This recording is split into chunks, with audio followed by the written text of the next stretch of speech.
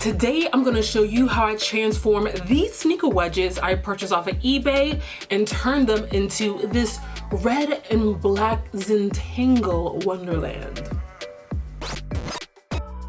What's up, Super Squirrels? I'm Gigi, the director of Doodling of Puck and Chaos, and welcome to this video where you're going to see me start painting these sneaker wedges, realizing the color palette I chose was a mistake, and then essentially do a cover-up. But I gotta say, the cover-up looks damn good. So much to the point that I was really debating on keeping the shoes, even though they're a half size too small. Let me give you the background on these sneakers. I purchased them from eBay, and that's the background.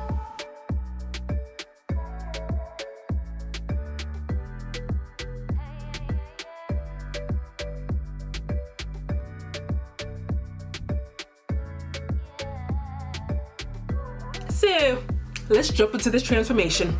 As always, we're going to start with giving these sneakers a good scrub. I already have my rubber gloves on, and from there, I lay out the towel,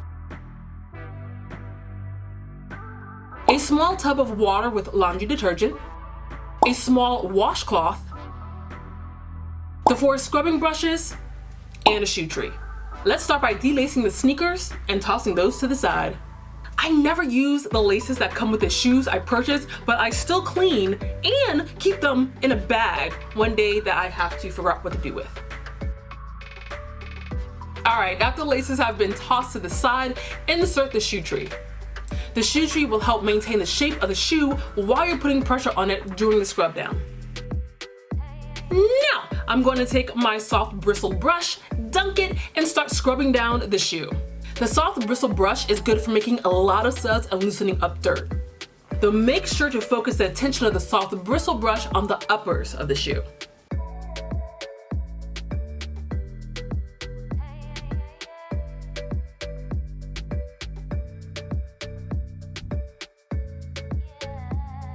Now I'm going to switch over to the medium brush and do a deep scrub on the uppers.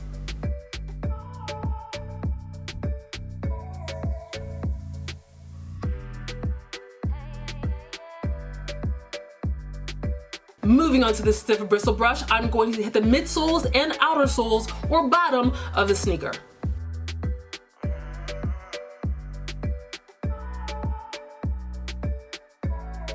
When I wipe away some of the suds, I notice this white smudge on the midsoles. I give it a good scrub with the stiff brush, but eventually move onto the brass bristle brush.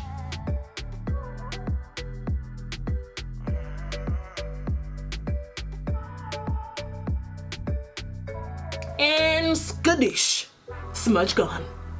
To clean the insides of the sneaker, I switch back to the soft bristle brush, making sure to also get the inside tongue of the shoe. I start to pack the shoe into the laundry net when I realize I almost forgot to wash the laces. To do that, dunk them in the tub and rub them in your hands to work that solution in. After that's done, throw the laces and the sneaker into the laundry net. Secure it by tying it up nice and wash them on cold or warm cold in your washing machine with other towels, a comforter, other clothes, whatever, to soften the blow of the sneaker getting tossed around in the wash. And yes, you do add laundry detergent to the wash as well. After the wash, this is what the shoe is looking like.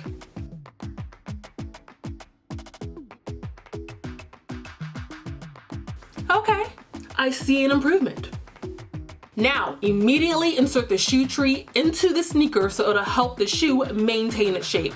And soften up some of the sneaker creasing going on in the toe box area while it dries. I usually let it sit in the windowsill for 12-ish to 24 hours. It's morning, the shoe is dry, and what is this white stuff sticking out of the shoe? Never seen it before, but I'm going to try to remove it by using an X-Acto knife and some tweezers. I use the tweezers to pull on the substance and the X-Acto knife to try to chop it off. It took a while and I got some of it off. This is what it's looking like afterwards. I don't think I could have gotten it completely off without damaging the uppers or midsoles, so good enough. And let's move on to prepping. I'm going to take a tiny square of 400 to 600 grit sandpaper and start prepping the uppers.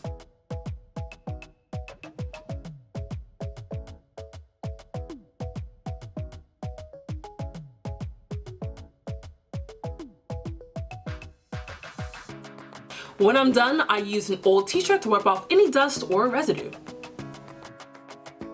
Next, I see a lot of stray hairs on the shoe, so I do a little grooming with nail clippers.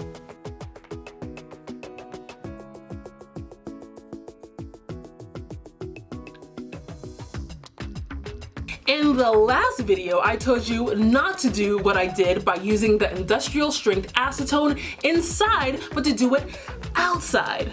I did it right this time, but I was too lazy to take my camera with me showing you how to do it, but I did take a picture. But in short, you're going to need dishwashing gloves, this industrial strength acetone, cotton balls, and of course your sneakers. Take all these items outside where there's a lot of crosswind, put on the gloves, soak the cotton balls with acetone, and start applying the acetone on the sneakers. The acetone removes the factory finish on the sneaker, so when you paint it, you're painting directly on the leather. You know, someone asked me, do you see a difference in the color of the shoe when you're taking that factory finish off? And in my experience, not really. Sometimes if it has a high gloss to it, you'll see it turn matte, but other than that, yeah, not really. I just go over each section twice with the cotton balls dipped in the industrial acetone and trust that that did the trick. Now let's move on. Initially, I was going to paint the shoe using this beautiful halo blue, gold, and citrine from Jacquard, and clean up would be this flat black from Angelus. The first layer of paint will be mixed with this Creatix Flexible Adhesion Promoter from the Bloodline series. And as you can see, you use a little bit of paint and just a few drops of Creatix. I did 7 drops, mix it together well, and then paint as usual.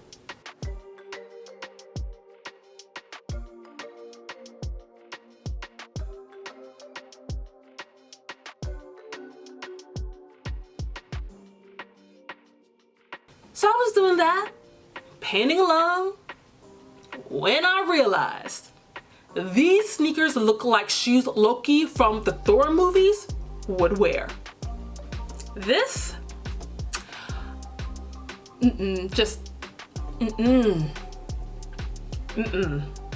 So I backpedaled hard and decided to paint the shoes red instead. Fingers crossed, people, that it would be dark and opaque enough to cover up whatever this is.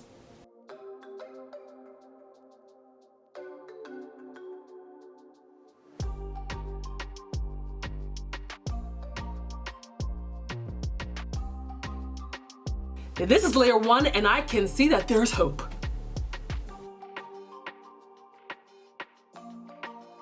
This is layer 2, layer 3, layer 4, and finally, layer 5. Oh, me? I made a color palette mistake? Where? Mission accomplished. Quick tip. If you're noticing a bald spot where you paint and let's say you're on your 3rd layer, it could be because you're putting too much pressure on the brush when you paint.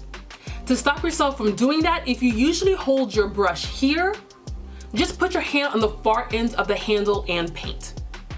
In my experience, it immediately remedies the problem. Okay, back to the cover up.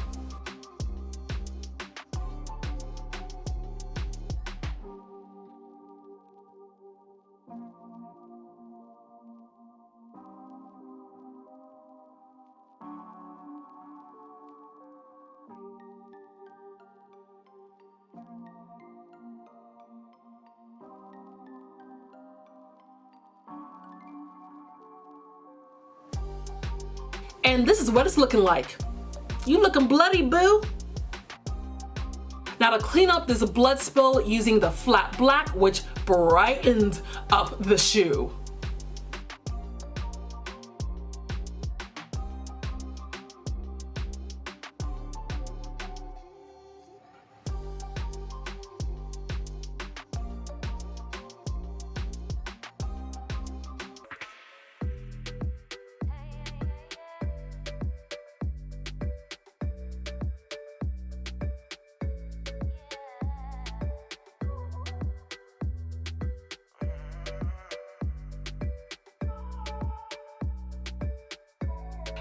finished painting that small section, I realized this is the first layer of paint I'm putting on these black sections, so I better mix in my Create X.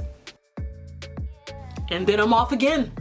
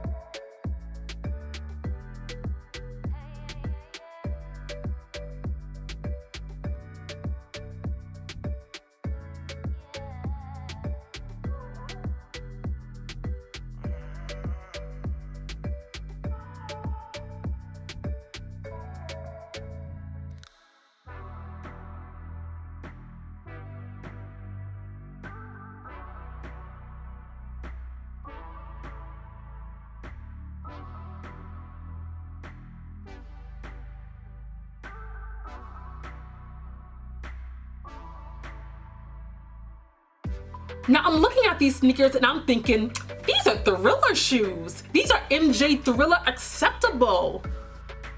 However, in my head, this is just the backdrop. They look fire red, but in my head, I've trained myself so that if there's not black piping and some other design, it's not finished. So I grabbed my 2mm oil-based Sharpie marker and my 1mm Molotow acrylic marker, both in black, primed them using my plastic mailer, and then started to draw a zentangle pattern on the shoe. And add black piping.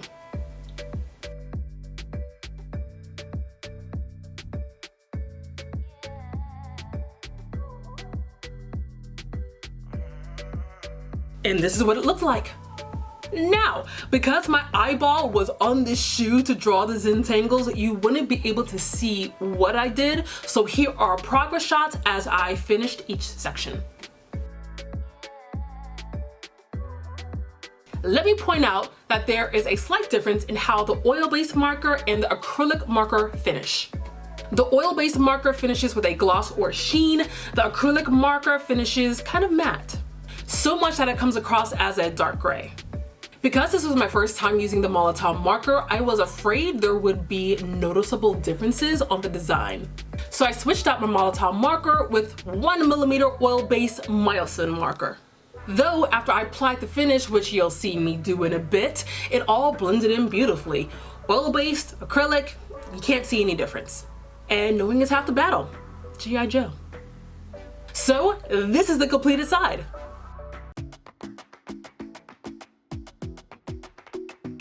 And this is what it was looking like before. And here are more progress pics for the other side.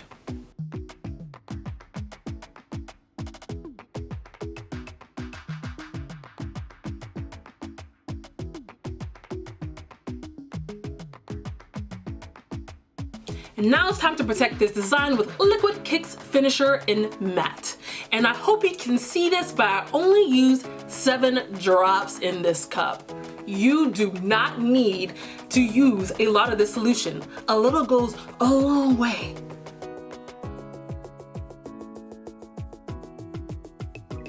On this first layer, I counted and I used a total of 14 drops to cover the whole shoe. After you apply the finisher, let it sit for 10 to 15 minutes and then seal it with the blow dryer. And repeat.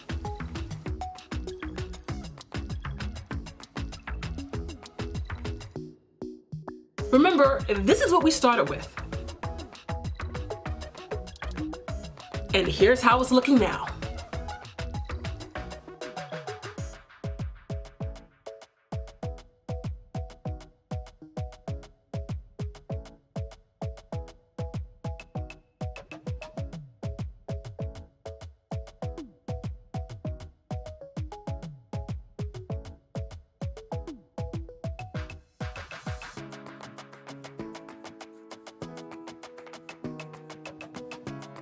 These are a US woman's size 10, Euro size 42, and I am begrudgingly selling this pair on my website, and it does include free shipping in the US. I still have to wash, paint, and design the second shoe this weekend, so DM me in Messenger, Instagram, or TikTok if you're interested in purchasing them. If they're not sold then, they'll sit on my website, which I'll link to below. And that's the end of my video, Super Squirrels. If you found this tutorial to be entertaining, punch that thumbs up button. I would sincerely appreciate it. If you think you might want to be notified when I do yet another shoe custom, they're coming down the pipeline, so please subscribe. Links will be down below if you want to know about any of the products that I use. And if you have any questions, drop them down below. I am happy to hear from you. This is Gigi of Puck and Chaos, and I'll see you in the next video.